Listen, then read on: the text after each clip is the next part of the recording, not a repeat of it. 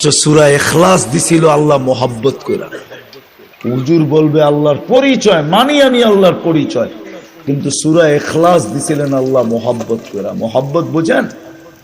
যে যাদেরকে কোরআন দিলাম এরা কোরআনের সওয়াব ছাড়া, খতমের সওয়াব ছাড়া আমার কাছে চলে আসবে, এটা হয়তো হয় কি কইরা, এটা সম্ভব তো সম্ভব কি কইরা, সওয়াব ছাড়া আমার কাছে কিভাবে চলে আসবে খতমের সওয়াব ছাড়া? তো আল্লাহ সূরা ইখলাস নাযিল করছেন, বলছে একবার পড়বি 10 পারা, দুইবার পড়বি 20 পারা, তিনবার পড়বি 30 পারা। তিনবার পড়তে দেরি, খতমের সওয়াব তোর আমলনামায় আমি আল্লাহ লিখতে দেরি করব না। তুই যখন আমার কাছে আসবি তো খতমের সওয়াব তোর আমলনামায় ভরপুর থাকবে। ডেলি একবার পড়লে এক খতম, তিনবার পড়লে এক খতম, 365 দিন তিনবার ডেলি পড়লে 365 দিনে 365 খতম। 40 বছর বাঁচলে 365-কে 40 দিয়ে পূরণ দেন, কত খতম? 50 বছর বাঁচলে কত খতম? 80 বছর বাঁচলে কত খতম? কবরে যাওয়ার পরে তো দেখবে কোরআনের খতম দিয়ে ওরে কোরআনই ডাইকা রাখছে। সমস্ত আজাব সাজাব রে বলবো দূরে সর, আমি কোরআন।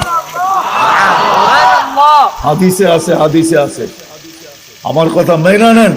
ওলামাদেরকে বলি তালাশ করে নেন, হাদিসে আছে কোরআনের সাথে যার মহব্বত হবে, অগাধ ভালোবাসা হবে, পড়তে পারে না এইভাবে শুধু পড়বে কোরআনকে, কসম খোদার কবরে যাওয়ার পরে কোরআন ওরে ডাইকা নিবে। ফেরেশতা জিজ্ঞাসা করবে তুই কে? কয় চিনিস না, আমি কোরআন, আল্লাহর খাল। যা জিজ্ঞাসা করবি আমাকে জিজ্ঞাসা কর, কাগজ আমাকে দে, আমি জবাব লেখা দিই। সত্য এটা, কোরআন দিছিলেন এই জন্য আসেন। আমাদের গন্তব্য আছে, আমরা সবাই গন্তব্যের দিকে ধাবমান। প্রস্তুতি নিয়ে যেতে হবে। প্রস্তুতিকে এক শব্দে বুঝাইছেন হেদায়েত। হেদায়েত পাইতে হবে। হেদায়েত পাইলে ওইখানের প্রস্তুতিও হবে, এই দুনিয়াটাও সুন্দর হবে। হেদায়েত যখন পাওয়া যাবে কসম খোদার, তখন কারো জীবনে কোনো চাহিদা থাকবে না। চাহিদা বোঝেন? হ্যাঁ, চাহিদা বোঝেন?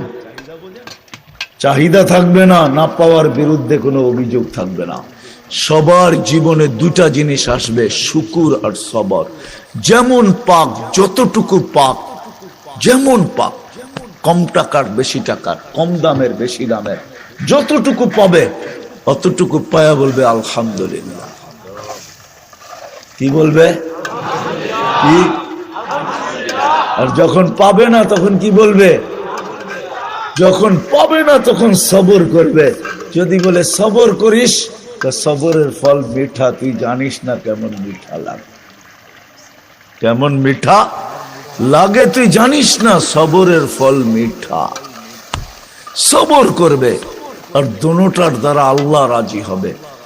শুকুরের বিনিময়ে জান্নাত, সবরের বিনিময়ে জান্নাত। প্রত্যেক করে যদি দুটা জিনিস চলে আসে, আর দুটা জিনিস যদি বাহির হয়ে যায়, চাহিদা যদি বাহির হয়ে যায়, অভিযোগ যদি বাহির হয়ে যায়, যে কোনো অভিযোগ নাই, না পাওয়ার বিরুদ্ধে কোনো অভিযোগ নাই, পাওয়ার জন্য কারো কোনো চাহিদা নাই, পাইলো যখন শুকরিয়া আদায় করলো, যত টাকারই পাইলো, বাপ দিতে পারলো তো আলহামদুলিল্লাহ বলল। কত দামের দিল, কোন ব্র্যান্ডের দিল, কোন কোম্পানির দিল, কেমন দিল, এটা দেখলো না, পাইলো তো আলহামদুলিল্লাহ বলল, না পাইলো তো সবর করলো। দেখেন প্রত্যেকের ঘর জান্নাত হবে, জান্নাত। দুনিয়াও সুখের হবে, সুখ। হায় আপনারা অজয় পাড়াগায় গ্রামে থাকেন, আপনাদের এখানেও সুখ নাই। আপনারা বলেন আমরা গুলশানে থাকি না এই জন্য সুখ নাই। গুলশানে যারা থাকে ওদেরও ঘরে সুখ নাই। যদি সুখ থাকতো তাহলে নিজের পিস্তল নিজের মাথায় লাগায়া গুলি কেন করতো? গুলি কেন করতো? নিজের টাকার রশি কিনা গলায় লাগায়া কেন চলে যেত? গুলশানেও সুখ নাই, বাড়ি দ্বারায়ও সুখ নাই। দেখতে দেখা যায় সুখী, ওইখানেও যায় দেখেন আগুন জ্বলে। ওইখানেও সুখ নাই, অজয় পাড়াগায়ও সুখ নাই, কোথাও এখন সুখ নাই। কেন? হেদায়েত নাই। আসেন হক্কানি আলেমদের আল্লাহ ওয়ালাদের পিছে চলি, এদের কথা মতো চলি, প্রস্তুতি হয়ে যাবে, দুনিয়াও সুখী হবে, আখেরাতের সুখে হবে। কি রাজি? এই জন্য প্রথমে অতীতের জন্য তওবা করতে হবে। তওবা করতে রাজি? বলেন আমার সাথে, আল্লাহ তওবা করলাম। মনের থেকে তো নামান নামান বুঝেন, কিন্তু মনের থেকে না হইলে আব্দুল কাদের জিলানী রহমতুল্লাহ আলাইহির কথা সত্য হবে।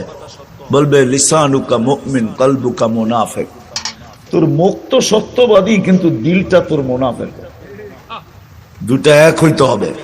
আর যদি তওবা মনের থেকে করতে পারেন, পিছেরটা মাফ।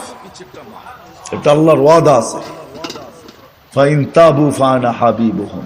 তওবা করতে দেরি মনের থেকে, আল্লাহ বলে তোকে বন্ধু বানাইতে দেরি করি না। যদি মজমা মনের থেকে করতে পারে, সবাই বলতে পারে আমি আল্লাহর বন্ধু। আল্লাহর কথা সত্য।